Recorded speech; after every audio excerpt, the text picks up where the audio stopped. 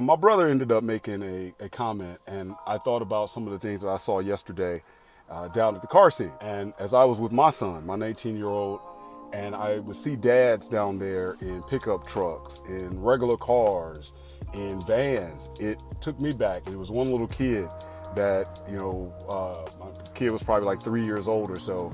He waved at me, I waved at him, and I pointed out on the live video that I remember when my son was that age, and here it is now. My son's bigger than I am. My youngest son is bigger than I am, and so that's kind of humbling in a way. That's why I'm in here putting in this work at the gym. But it was a flashback to how many years have passed when I was out there in the minivan, just hoping to get a decent ride to ride around in, and I would take my kids out there with me to look at other people's cars. So many dads, we give up our cars in order for our families.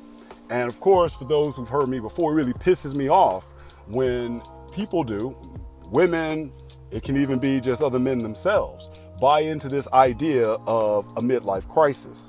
And so I've heard people say, well, if a man gets a gym membership, or if he buys a new car, or he buys a sports car, that is, because he can buy a new car for his wife, he can buy a new car for the family, but he can't get a new car, usually a sports car, for himself. And what I've always noted is that people forget that the reason why dad ended up buying that sports car is because he probably sold it to be with mom and for the kids.